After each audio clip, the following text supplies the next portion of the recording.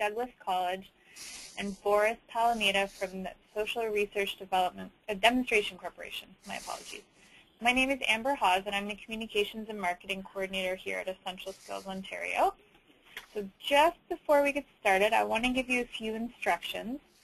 So on the right-hand side of your screen is your GoToWebinar dashboard. Right now, all attendees are muted, and that's normally how we do it throughout our webinars. But if you do have any questions, technical or about the webinar, please type them into your question or your chat pane, and I'll do my best to assist them if they are technical. And I will ask Philip and Boris questions throughout the webinar, as well as at our question and answer period at the end. You can also follow us on Twitter at ES_Ontario. Or you can follow and add to the conversation using the hashtag ESOWeb. So I'm just going to introduce our presenters quickly before we get started. So Phil Swann is an Associate Director of the Training Group at Douglas College. He holds a Bachelor of Arts degree from the University of Manchester, UK, and is a certified human resources professional with over 10 years' experience in program management, curriculum design, and evaluation. He managed the Workplace Essential Skills Project and led the BC Initiative for Upskill. And since joining SRDC in 2007, Boris has analyzed a variety of labor and social data sets, contributing to the design of laboratory experiments and demonstration projects, conducted comprehensive literature reviews, authored a policy position paper on future challenges to Canada's student financial assistance system, and co-authored 3 major reports on one of SRDC's large-scale demonstration projects. As a former senior analyst with Statistics Canada, he is well-versed in quantitative methods and has a considerable knowledge of labor and social data sources. So rather than listen to me for the remainder of the time, I'm going to pass it over to you both. So Phil, if you want to get started. Okay, well, thank you very much. So yes, good afternoon, everyone. Good morning if you're on the coast. Yes, so what I thought I'd do actually is Boris is going to hit you with all the wonderful data that we got from the Workplace Training Project. But I thought I'd give you a sort of general overview and tell you a couple of stories. Everybody loves a story, and just give you some rough idea of how we put the program together, the model, some of the challenges, nothing's without a challenge, and some of the lessons learned. And then, you know, and as Amber said, please feel free to ask any questions. So yeah, so the Workplace Training Program, or WTP as we often refer to it, was a provincially led project by the Ministry of Jobs, Tourism and Skills Training here in British Columbia. And it came under the Labour Market Agreement, the LMA funding. And essentially the objective of the project was to train 1,200 low-skilled folks in the retail and tourism sector, and see if we can show improvements in essential skills, job performance, and business results for employers. And I'm happy to say that we did, and we trained over 1,200 folks, and we had great results on all that, which Boris will tell you all about. But just to give you a sort of a people version of this, we had, for example, one of our restaurant chains we were working with, we went in, it was tough to recruit, but we went in and convinced them that this is going to be really good for their business. We recruited actually about 52 individuals from this chain, and the team we worked with in particular had about 25 employees. They were running at the bottom of the list in terms of sales and jobs performance prior to the training, and after we had been working with them, we'd gone back twice. We were working with the actual restaurant for about 3 or 4 months. They actually ended up the top sales team, or top for sales in the whole of the Lower Mainland, and there's about 30 restaurants in the whole of the Lower Mainland, so from bottom to top. So that was a really nice result for us, and also for the business, obviously. And we also had, we tracked people on an individual basis, and we found quite a few folks in a number of restaurant chains that we worked in that they were after the training, because we taught them some real specific stuff around attitudes of excellence and sales, that they were improving their tips, and some folks actually recorded us that they were tripling their tips. So just on a sort of sales and financial point of view for folks, this project really did help, and we've actually gone back a couple of times just to check with some of these folks, and it's continuing, and Boris will tell you a little bit more about that.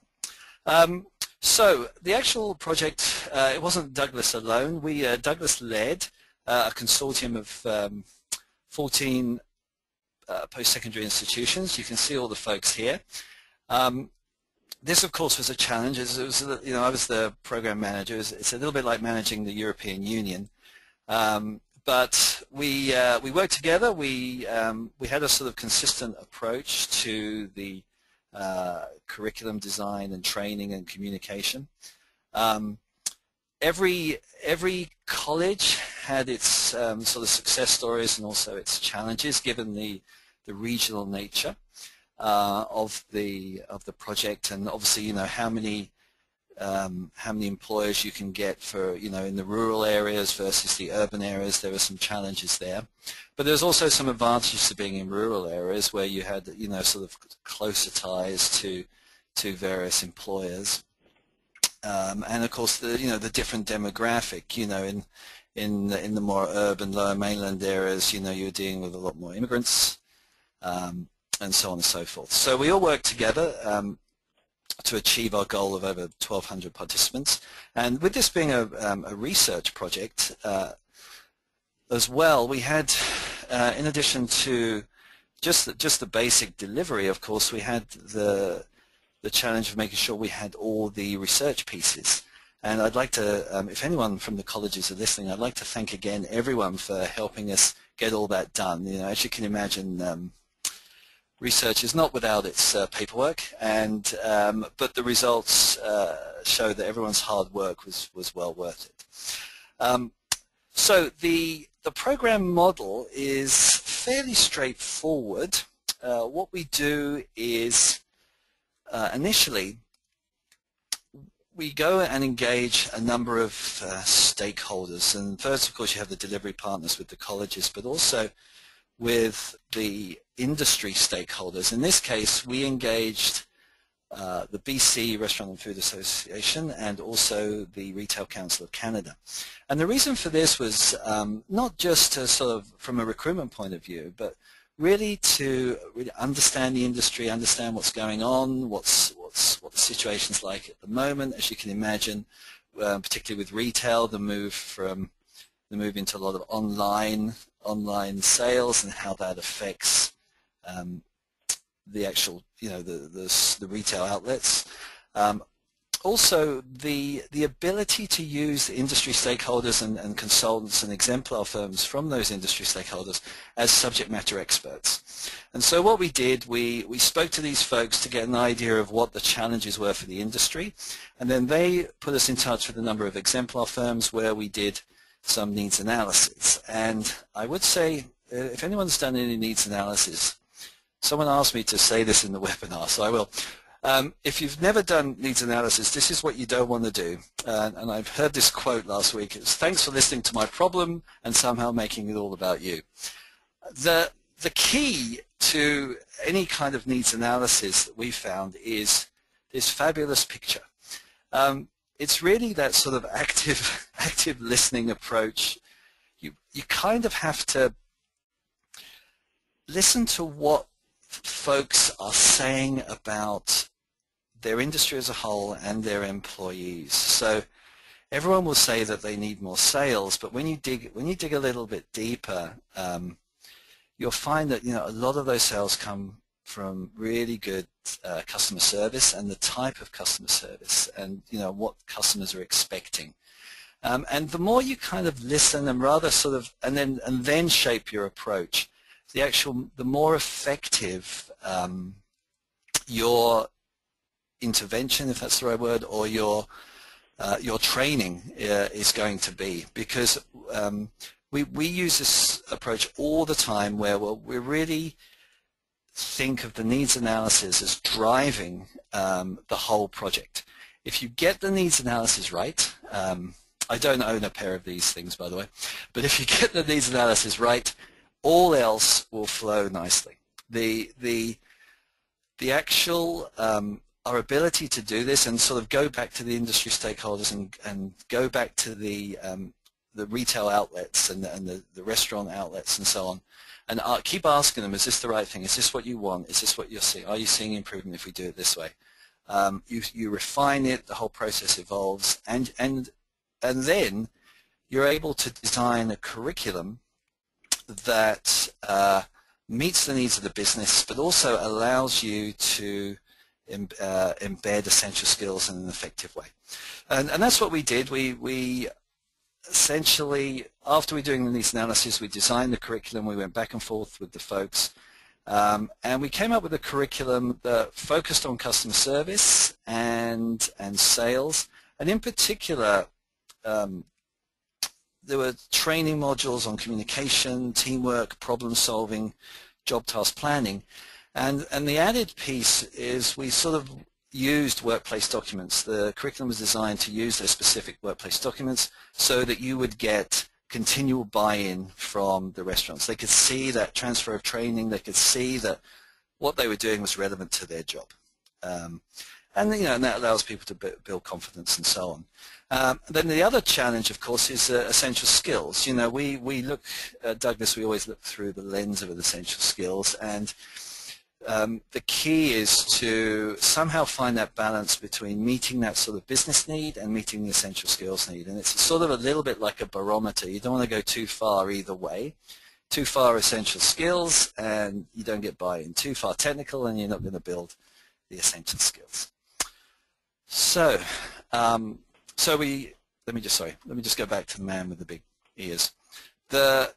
Once we developed the curriculum, we piloted with 6 colleges just to refine things and get the processes moving forward, and then we rolled it out to all the other institutions, and that was essentially how the project model worked.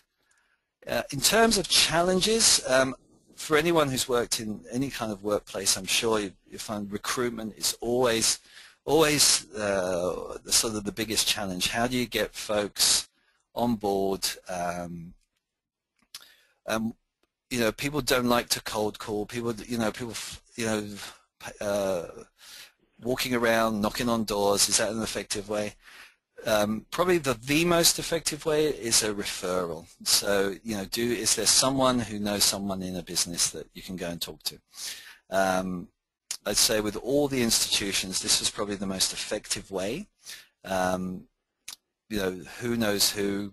You can go and talk to them, have the coffee, give them an overview of the project, and then hopefully sign up some of the employees. In terms of eligibility, this was a challenge for us because we were dealing with the labour market agreement funding. But essentially what we did was when we talk to employers, we'd say a certain number of people are eligible. If you have a sort of post-secondary education with a degree, then you're not. And we used to try and work around this. But it is a bit of a challenge, but it actually worked for us in the sense that because we couldn't really get anyone who had a post-secondary education, this allowed us really to focus on those low-skilled folks. And Boris will tell you a little bit more about this, how we had quite a few level 1 learners, a lot more than in previous projects, and it really produced some surprising results. Another, I've put it down as a challenge, but it's also actually a success. This was a performance-based contract, so if you were able to meet your target, then you were paid for that as an institution, and if you went beyond your target, as we balanced the sort of supply and demand as we're going forward, then you received further funding. So there was a big incentive in this project for some institutions to go beyond their targets because of increased revenue. So that's kind of an interesting sort of business model to approach this, and it obviously worked because we went over our target. So I was very, very happy about that. I think, and that's essentially it. So unless there are any questions at this stage, I'm sort of conscious of the time. So, Boris. Okay, so what I'm going to do is I'm quickly just going to make Boris the presenter. And Boris, when you see that, you're more than welcome to take it away. Okay. Perfect. So Amber, I don't know if you can see my cursor if I'm pointing at things on my screen. Can you see it moving around? Yeah, I can see everything. Yeah. Okay. Perfect. So just to recap some of the things that Phil was saying already, some of the key features of the WTP design were this sectoral partnership approach that he described with the kind of engagement that he described on two sectors, retail and food and beverage. And the fact that there was sort of one curriculum for each of the sectors rolled out to many different employers, aligned with their common business needs, their on-the-job performance requirements, and their underlying essential skills gaps of their employees. And these training modules integrated essential skills with technical content and non-cognitive skills to support on-the-job tasks. And we'll talk a little bit more about some of these non-cognitive skills a little later on. Boris, can I interrupt you for a second? Can you, sure. That orange arrow on the Go To webinar, can you just click that? I think some of the screen is being blacked out by the Go To webinar panel. Sorry about that. There we go. Okay, perfect. Thank you so much. Sorry about that. No problem. So the target group, as Phil said, was restricted to people who didn't have post-secondary education. So we did have a lot of individuals with lower education. I think, in fact, there were about a quarter of the sample did not have a high school diploma, and the rest of them had only high school. They didn't have any post-secondary. I think roughly 2/3 of the sample were at level 1 essential skills at the beginning of the training. So pretty low-skilled, low-educated target group, of which I think a little over 1/3 were immigrants as well. And they were concentrated in occupations such as sales associates, cashiers, servers, hosts, and bartenders. So Douglas, as the lead institution, designed the curriculums, and as Phil described, 14 post-secondary institutions across the province delivered it at their campuses. So this is kind of an interesting model of delivery on campus outside of regularly scheduled work hours. There were no direct costs to employers, and employees received a stipend to complete the program, so they had that incentive structure in place as well.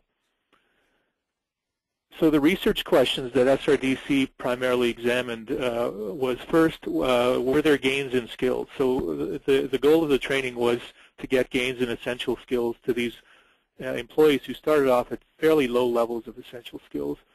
And in addition to the essential skills gains, were there improvement in other skills that are valuable in the workplace, such as those associated with problem solving and task perseverance?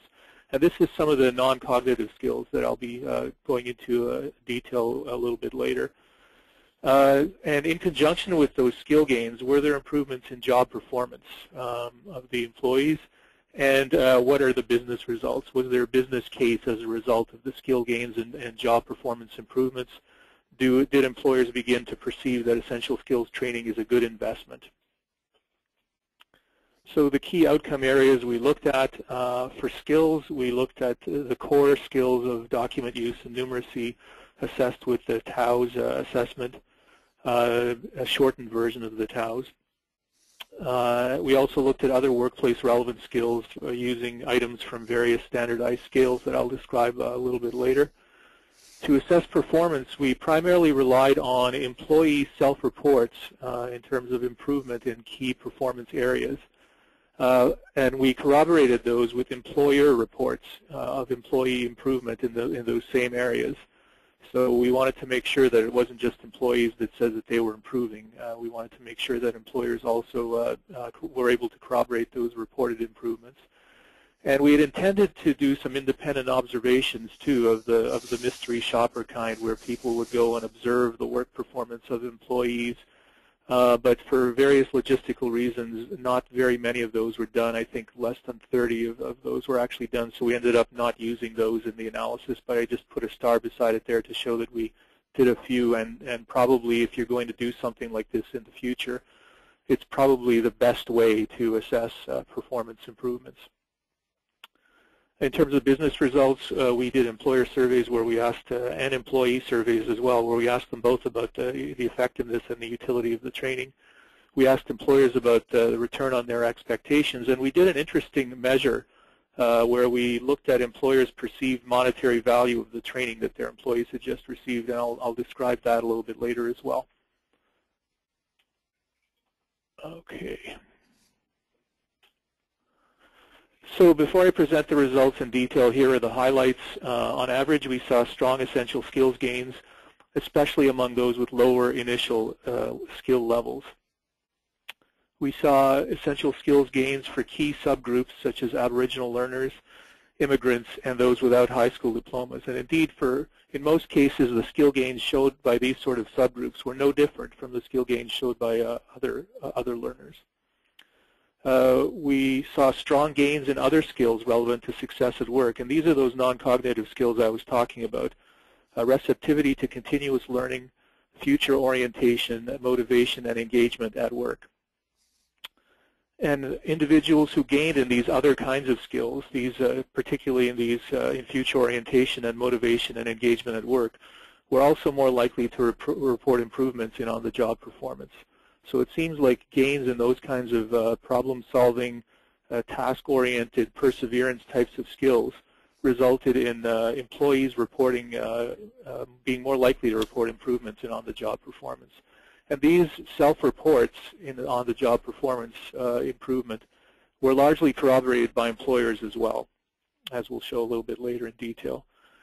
And finally, most employers were willing to give up a chance to receive cash to invest in their business for a chance to receive additional training for one or more employees. This is an interesting question that we posed to employers at the very end of the study, where we basically made them an offer of cash to invest in their business versus training for one additional employee with real stakes. So we'll come to that a little bit later as well. So here are the average gains in the two core essential skills we measured, document use and numeracy. Substantial gains in both of them, 19 points in document use, 17 points on average in numeracy. And you might ask yourself, well, these are gains, but what would the gains have been without the training? Is it possible that people just through their own activities would get these or comparable types of gains in these essential skills without training at all? And we didn't really have a comparison group in the research design of this study, so there was no control group where we could assess what would happen to people who didn't get training. However, we've done several other studies with control groups, and we know that the usual changes in pre to post training scores in these types of skills are on the order of about -5 to +5 points, so not very high changes for people who don't receive training. So the changes we see here are on a scale that's much different from what we would normally see without training, and we can confidently attribute these gains in essential skill scores to the training. Now the average gain in document use was about 19 points as I showed, but it varied quite a bit by initial skill level. So this graph shows gains in average gains in document use by initial skill level. And you can see that people at level 1 are gaining much more on average than people in the higher levels here. Now, I should say that the TAUS test we used was shorter than most TAUS, and therefore we weren't able to estimate scores as precisely, especially at the lower and the upper range of scores. And in fact, the ceiling was 303. So if you scored near the ceiling on your pretest, there was nowhere for you to go but down in the post-test. So this -21 among level 3 learners does not represent a drop in their essential skills or ability. It simply represents an inordinate emphasis on downward movement due to measurement error. Similarly, at the lower level, people scored near the floor of the test. Pre had nowhere to go but up. So measurement error tended to bias the results upwards at the very lowest skill levels. So this number +31 is probably too high for lower level 1 learners. minus 21 is certainly not representative for what happens to upper level 3 learners. However, we feel that the numbers in between are pretty representative of what happened to those learners, because measurement error in these middle ranges could take people either up or down on a random basis, so we don't expect it to have much influence on the average gains. The results for numeracy are quite similar. Very high gains at level 1, smaller gains at level 2, and basically no change at level 3. The reason that there was no change here rather than that big drop we saw in document use was probably because the ceiling for numeracy was higher. It was at 352 instead of 303. So there was, in fact, room for some people to move up at level 3 and for people to move down as well. So measurement error didn't result in any kind of biased movement up or down. And as a result, we just see a flat line. In terms of other skills, why are we interested in skills like future orientation and motivation and engagement at work? Well, these kinds of things are directly related to skills that employers told us they valued, such as taking initiative and problem solving, and basically thinking about the consequences your action have for the future, thinking about career pathways and professionalism and attitudes of excellence. Some of these skills are maybe linked to other essential skills such as job task planning and problem solving and continuous learning and so on. We don't have official ways to measure those things, but we think that some of the skills we use stand in for some of these essential skills pretty well. They also may be linked to how effectively learners apply their document use and numeracy skills on the job. So people who gained in essential skills then have to apply these skills in their job, and if they're motivated and engaged and they're future-oriented and so on, they may be able to do so more effectively. Plus, some of these skills were directly covered in the curriculum designed by Douglas as well. So here's a very busy table showing gains in some of these non-cognitive skills, notably attitudes towards learning, which is receptivity to continuous learning, and future orientation. So attitudes towards learning, if you just focus on the first row here, shows a significant increase from pre-training to post-training. Future orientation also shows a similar significant increase from pre-training to post-training, and we know from other studies we've done with control groups that these kind of increases are very rare for people who do not receive training. So again, we could confidently attribute this kind of increase that we see to the training itself. And interestingly, for future orientation as well, we see a continued increase from immediately post-training to 1 month after training. So not only is there an increase immediately after the training is finished, but it continues to increase significantly on the job after training is completed for 1 month. So that's very impressive, I think. For motivation and engagement at work, a similar sort of pattern, a significant increase in the scale score, and again, the scale is made up of these 10 items here. So the overall scale score increases from the pre-training time to immediately post-training, and then continues to significantly increase 1 month post-training as well. So people's motivation and engagement on the job is continuing to increase 1 month after training while they're on the job. Here's the results for some of the subgroups I was talking about, and again, about a quarter of the sample had no high school diploma. And having no high school diploma didn't result in any sort of deficit in terms of benefiting from the training.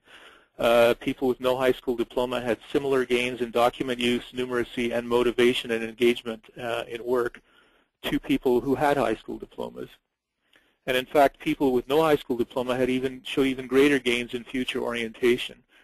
And again, maybe I'll go back and talk a little bit about what I mean by future orientation in case you didn't get a chance to see some of these items. These are the items that make up the future orientation scale.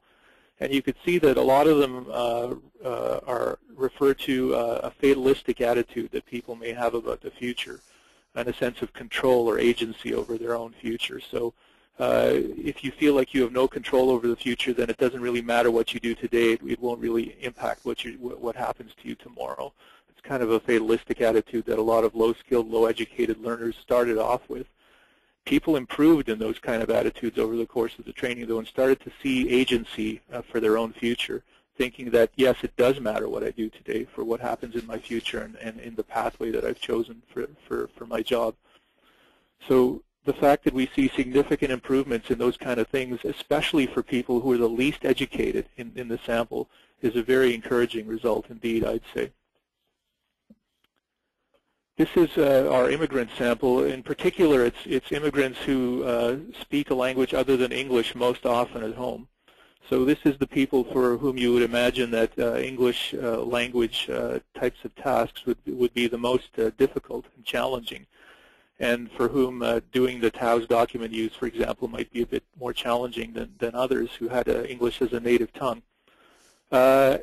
Again, we see, however, that these types of learners show similar gains to English speakers. However, they do start at lower levels, which is probably not that surprising. So non-English speakers start at on average about, about 20 points lower than English speakers in document use. But they're able to gain just as much on average. So significant gains for both non-English speakers and English speakers. Same thing for future orientation. They're starting off lower, but they're able to gain just as much or even more than the non-English speakers. So again, a very promising result for a group that people sometimes wonder if they would gain from this type of training because of their relatively poor English language skills.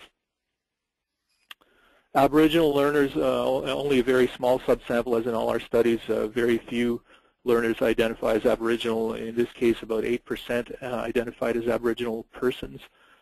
And however, they showed similar gains to non-Aboriginal learners in numeracy and motivation and engagement. Aboriginal learners did show slightly smaller gains in document use.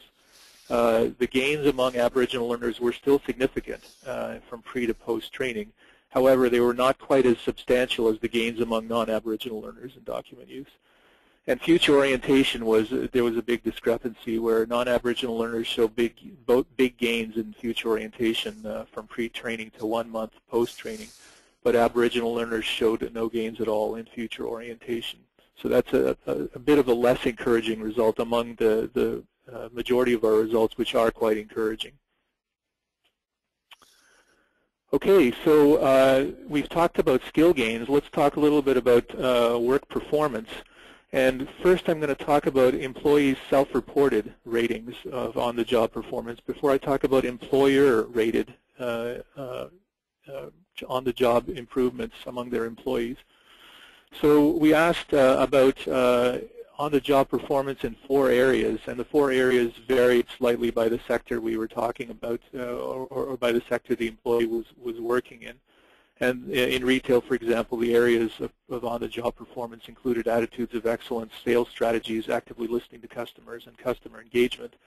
And they were similar in the other 2 as well, with a few differences that are more relevant to the sectors in question. And about 2/3 of the employees reported improvements in all 4 of the performance areas that they were asked about. So the majority, the large majority of employees reported improvements in all 4 areas, which on the face of it doesn't seem like a terribly impressive result. I mean, it could be, you could say, well, yeah, they report that they improved, but did they really improve? Is there an objective measure? We didn't really have an objective measure, as I said. We weren't able to really conduct that mystery shopping type of direct independent observation type of measure that we were hoping to conduct. However, when we do look at employer-reported ratings of on-the-job performance of their employees, and again, I should caveat these results a little bit and say that we weren't able to do follow-up surveys with all the employers. In fact, we were only able to do follow-up surveys with a relatively small number of employers. I think there were about 188 employers who had needs assessments. And of those, we were only able to do follow-up surveys with 45, so 45 employers. And there were 193 employees represented among those 45 employers. And among those, anyway, among that subsample of employers and employees, there was a close match between the employee and employer reports of improvement in on-the-job performance. So in cases where the majority of employees reported improvement in most of the performance areas, employers were also more likely to report that most of their employees had improved. And in cases where fewer employees reported improvement, employers were less likely to report that most of their employees had improved. So in general, the employer results validated the employee self-reports in job improvement. And this is kind of the final link in the chain of evidence we were looking for, where we actually asked employers a series of interesting questions about whether they would, giving them a choice between training for one more employer, that should be employee, training for one more employee of the kind that their previous employees had received, or varying amounts of cash to invest in their business. And these amounts of cash varied from $200 to $1,200. And employers were told that this was a real stakes lottery, which actually gave them a 1 in 10 chance of actually winning one of their decisions. So you would actually get the choice that you made. You had a 1 in 10 chance of getting the choice that you made between cash and additional training for one more employee. And you could see that the majority of employers preferred to have a chance to win training for one additional employee, up to about over $600 or less of cash, right? So up to about $600 of cash, the majority of employers chose training over the cash. And some employers continued to choose training over the cash up to $1,200. So some of them really liked the training. Most of them liked it at least enough to be willing to forego the chance to give up $500 or $600 for the chance to train one more employee. I think there we go. And this is my last slide. I don't know how I'm doing on time here, but do I have a little bit of time, Amber? Yeah, keep going. Yeah. Okay. Okay, so in terms of digging a little bit deeper into these perceived monetary value of training results on the part of employers, basically what kind of employers were willing to give the training a higher perceived monetary value? In other words, were willing to give up a chance to win higher amounts of cash in favor of a chance to win additional training for one of their employees. Oh, sorry about that. There we go. So when you compare employers who rated all or most of the trainees as having improved in all 4 performance areas with employers who rated all or most of the trainees as improving in 3 or fewer performance areas, employers who saw more improvement in their learners, in their employees, were willing to pay a significantly higher amount of cash for additional training. Right, so they were willing to, this is my shorthand way of saying that they were willing to forego the chance of winning significantly higher amounts of cash in favor of winning additional training for one of their employees. They were willing to pay on average $604, oh dear, sorry about that, $604 for training for one additional employee, as opposed to only $360 for employers that didn't see as much improvement among their employees and on the job performance. Similar, and again, for employers whose employees reported improving in all 4 performance areas, those employers were also willing to pay significantly greater amounts of time, of money for training, for additional training for one of their employees. So again, it's a corroboration between employee self-reports of training and employee self-reports of improvement in on-the-job performance. Employer reported improvements in on-the-job performance among their employees, and employer willingness to pay. So when you take these results all together, it establishes a chain of evidence from skill gains, especially in the non-cognitive areas of future orientation and motivation and engagement on the job, from those kind of skill gains to employee-reported gains in job performance, to employer validation of those employee-reported gains in job performance, to the employer-perceived monetary value of the training as being higher when those conditions hold. And I think that's basically all I have to say on that for the moment, so we'll leave some time for questions. Okay, perfect. Thank you so much. Okay, so I do have quite a few questions here. The first one, Phil, I think would be directed to you. Can you please explain performance-based? Yeah, absolutely. The performance-based model here is essentially where each institution was given a target. It was, I don't want to say it was a sort of, we had a target of 1,200 and then divided by 14, but because obviously some areas were only going to meet a certain target.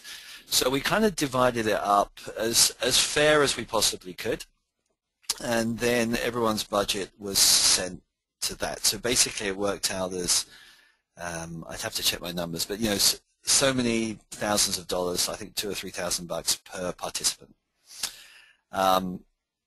So you're set a target, and that's the performance. So you're expected to meet that target.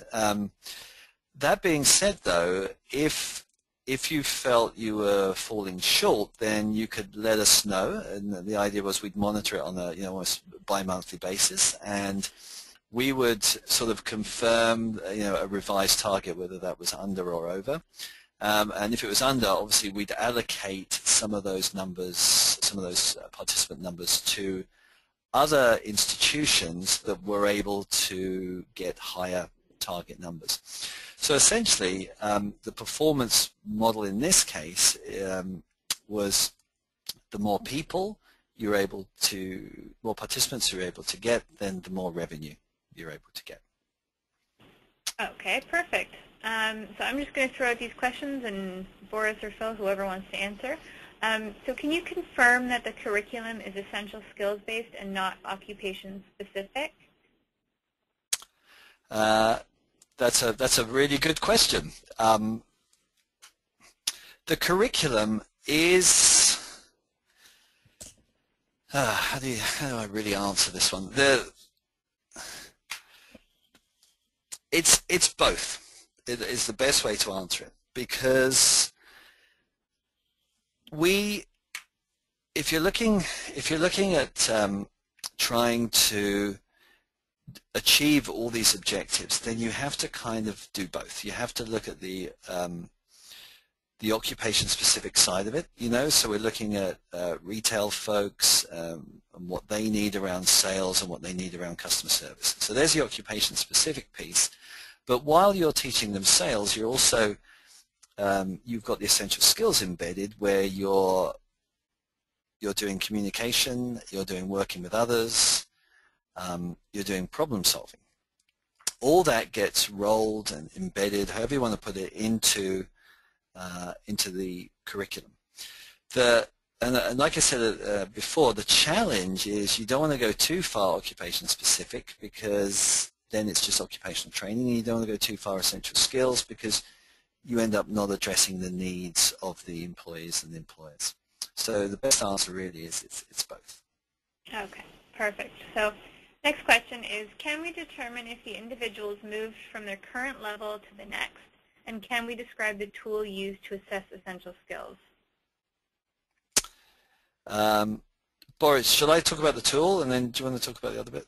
Sure. Yeah. The tool we used, the assessment, so I think is the question, was it was a customized version of the TAOIS, the Test of Workplace Essential Skills. When we worked with David and the team at SRDC around the Upskill project, we had a customized TAOIS assessment which didn't actually measure reading, but measured document use and numeracy. And we found it was a paper-based assessment that took folks between an hour and a half and gave us valid scores in those two domains. And we found it very user-friendly for the workplace, being sort of paper-based and just over an hour for folks. And so we used that for the workplace training to get these results.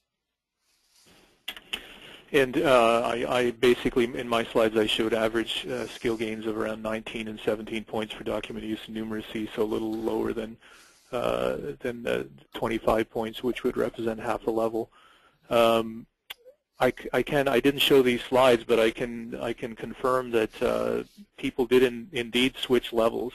There was movement away from level 1 and into levels 2 and 3. And especially into upper level 2 and 3. So, for example, for document use, I'm looking at another slide now that I didn't show in my presentation. For document use, only 15% of learners were at upper level 2 or level 3 before training, but 36% were at upper level 2 or 3 after training. So from 15 to 36% moving to upper level 2 or 3. And for numeracy, I'm looking at another slide that's not in my presentation, unfortunately. And for numeracy, only 24% of learners were at level 3 prior to training, but a full 40% were at level 3 after training. So yes, indeed, there was movement between levels.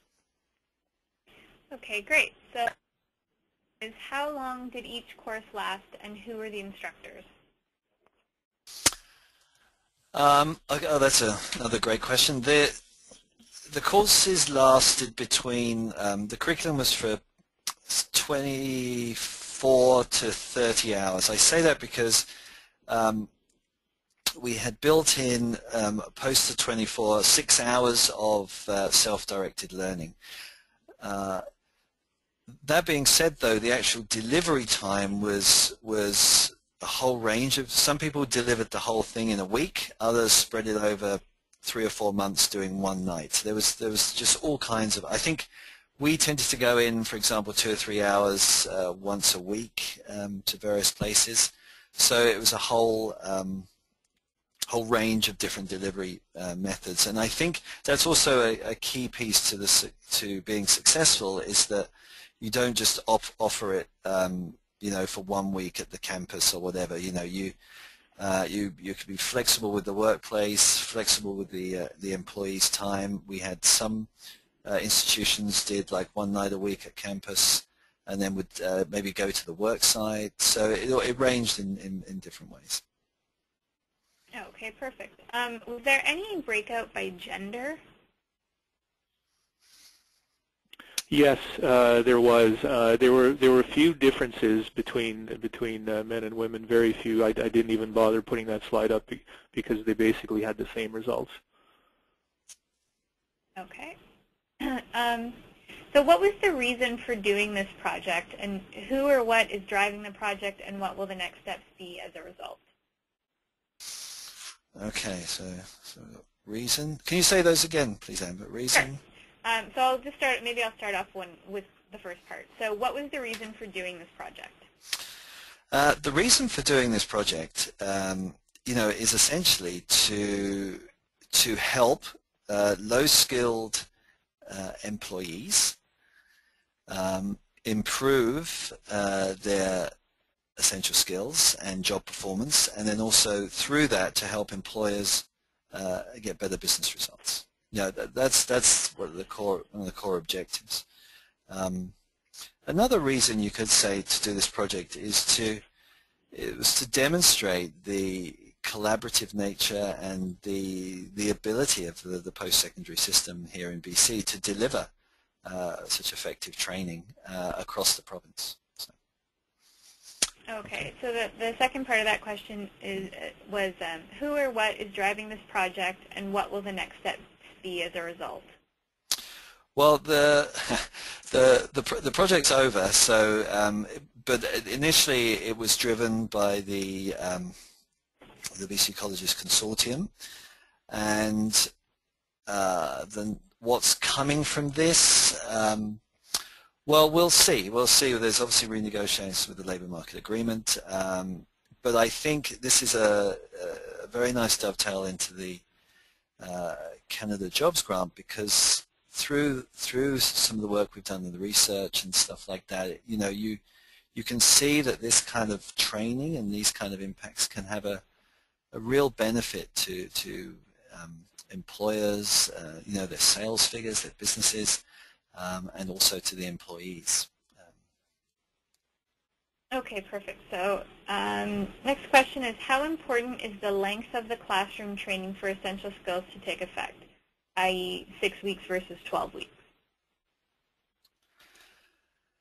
Well, Boris, you can. I'll start. Do you want to? Well, I think, you know, ideally the longer you have, the better. So, you know, I mean, when we ran our foundations program here, we had 12 weeks. You know, the more time you're able to spend with folks, the more you can develop their essential skills. However, as with all our workplace projects, we're constrained by, for those employers who are paying, how much release time, and so you've really got to do a balance. I would say that the 24 hours the 24 to 30 hours that we did was kind of realistic, doable, and enough for us to demonstrate the essential skill gain that we did. Yeah, and if I could just jump in here as well, I think it's remarkable that people were able to show the kind of gains that they did with 25 or so hours of training.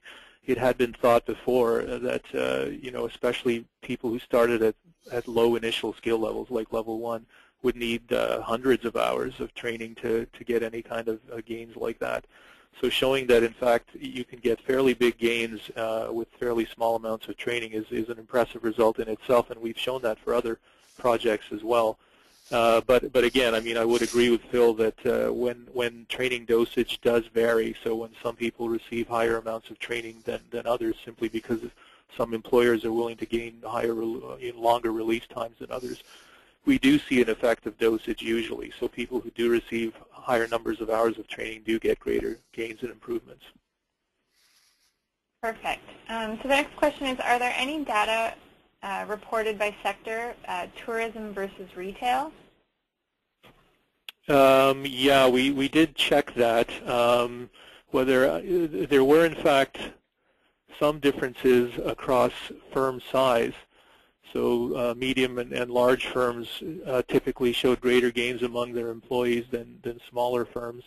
I don't recall if there were any differences by sector. Do you recall, Phil? No, not really. I don't think so. Okay, no problem. So the next question, any insights, or does the final report discuss why the future orientation measure improved? Well, I think one of the reasons the future orientation measure improved is because people were being directly taught that their futures did matter and that they had control over their own futures if they wanted it.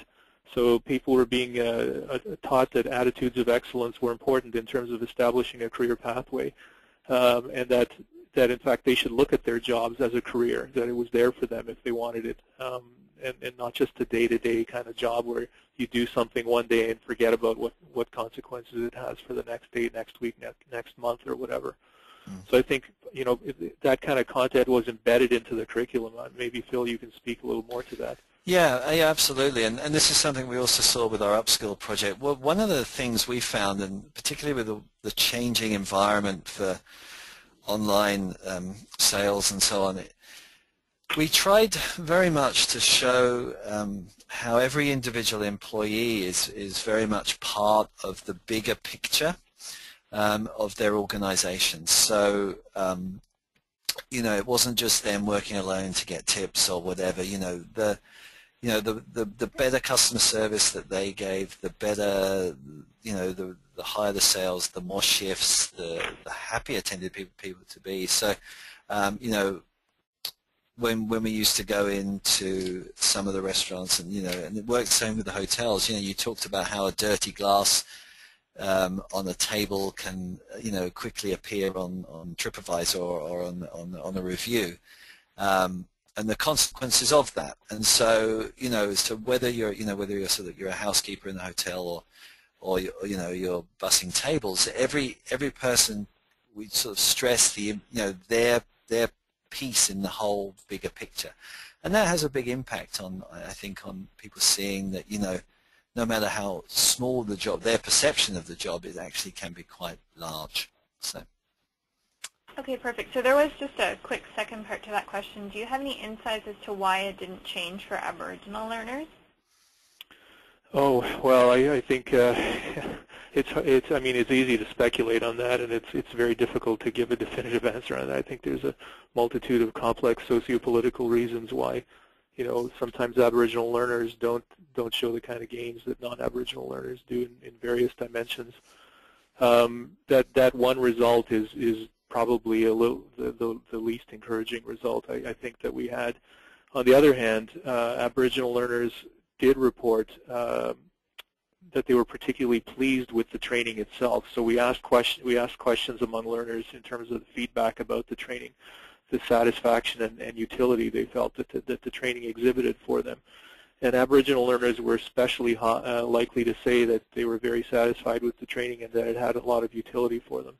So in that respect, they were even happier with the training than non-Aboriginal learners. So it wasn't, by any stretch of the imagination, a bad news story for Aboriginal learners. Okay, perfect. Was the training in class or online? It was in class and at the work site as well. So. Okay. Were the assessment tools adapted for Aboriginal or immigrant cultural contexts? No. Okay.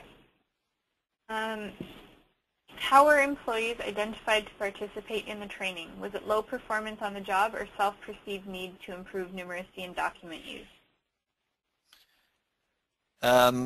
You said employees, right?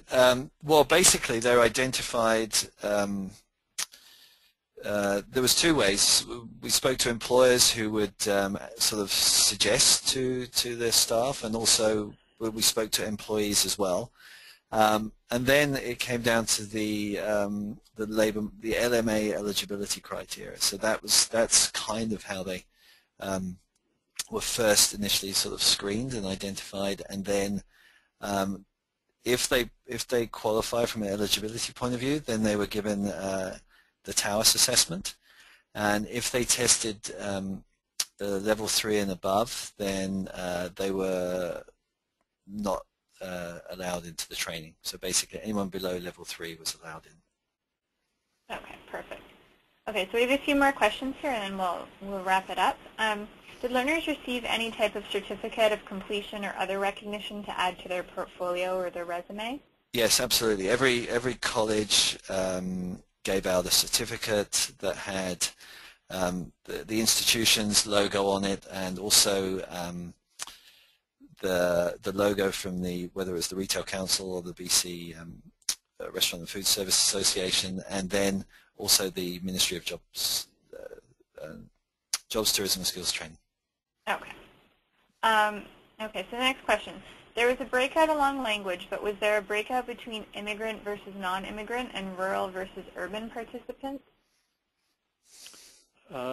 We did a breakout between immigrant and non-immigrant, but we decided to go with specifically target immigrants who didn't speak English at home most of the time as being the ones who were perhaps less likely that you would think or hypothesize might be less likely to benefit from the training, because we wanted to see whether that type of group could benefit as much as anybody else, and indeed they could. In terms of rural urban, no, I don't think we did a breakout like that. Okay. Did you measure how training impacted sales? Well, basically the final post-training survey took place a month after the training had been completed, and we weren't able to track outcomes longer than that. So longer-term outcomes in terms of actual productivity or sales gains at the businesses in question, or promotions or earnings gains among the learners, we weren't able to track in this study. Okay. So I'm just going to ask a few more questions. Is there or will there be a report on this published? There is indeed a report, yes. Okay, so what we'll do then is, Boris, maybe after the webinar you can email me the link, and then I'll send out a mass email to everybody with the link to that, if that's okay? Sure. Okay, perfect. Okay, so a few more questions. Is there a plan to go back in 6 months and reevaluate where their skills are?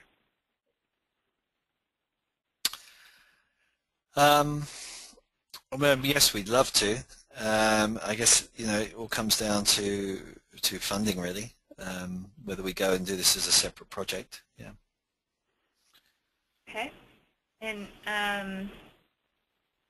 do you think employees will realize any tangible long-term gains, such as increased earnings or opportunity for promotion?